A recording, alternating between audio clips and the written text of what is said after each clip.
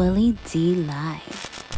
The food. Let me stop real quickly, because you got this thing that you do when you tell your jokes, and you do it just like you just did naturally. You do this naturally. Sweat. You tell jokes, and you'll say something, and then you'll put an addendum on it, like, yeah, anyway, like almost like you had an afterthought. And you spoke on it, and then you jump back in. You know, you kind of like, you got distracted for a moment, and then you jump back in.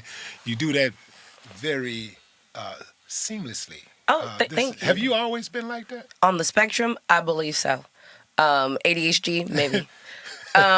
Yeah, and that's, you know what, that was one thing that made me really insecure about stand-up, because one, I never studied it, and I felt like, damn, everybody else was like grew up watching this shit, wanted to do it. Me, or like sometimes I feel insecure talking to comics, because some comics would be like, oh, is she trying out a bit? I'm like, no, I'm really not, though. Like, I'm not trying out a bit at all. This is just literally, this is what I would do at my job. And this is why people, like, the same thing that you're saying, they say the same thing to me. They're like, you should do, like, they're like, you have great timing. You're always making up something, like, you know, and it's like, I'm not trying to be funny.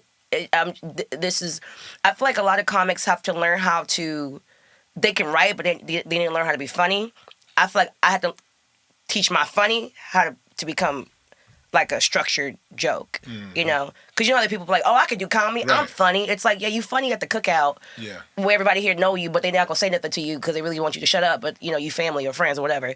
But to go on stage and make jokes, like, people don't know about your Uncle Larry. How are we, that funny thing that did happen with him, how are you going to resonate that story on stage to where we've never met this man, we don't even know you, but what you're saying and how you're, like, structuring it, we're like, now we see why you even decided to say that on stage, you know?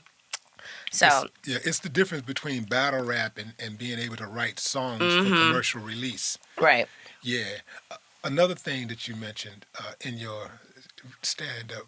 Oh, you did research. You talked about the difference between dating black guys and white guys was that the black guy, when you take your wig off, the black guy just act like it's a regular thing, it's normal. But the white guy is like, how come you didn't tell me you had cancer? That's a true story. That is an actual thing. So you've dated white guys before? Oh, is the question, have I gotten meals in every source possible? Yes. Yeah. I really don't discriminate. I don't, you know. You're in Austin. You're in the right place then. You don't discriminate. Not really. No. Austin's a little different now. It's, I think being in Texas has been good because, I mean, like, Houston, you got everything That's here. True. It's a mixed and then bag. Austin is very white with a couple of sprinkles here and there. And then, like, San Antonio, it's, like, a lot of Hispanics and the Valley. You know, stuff like just being in Texas. And everybody goes everywhere. Everything's 3 hours away, you know.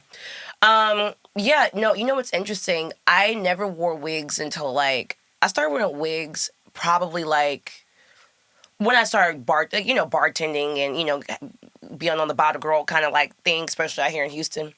And I was so afraid to wear wigs though, because growing up, it's like all the black dudes like made fun of. It was the weirdest thing. It's like the black dudes would make fun of all the girls that wore wigs, but then those are the girls that they want, and those are the girls that they're gagging over at the clubs and all that kind of stuff. And so it just made me kind of like insecure to wear a wig, because I was like, I don't need anybody trying to take it off or judge me or whatever. You know, just women, and I don't care what nobody says, black women, we are beat down more than any other ethnicity of women.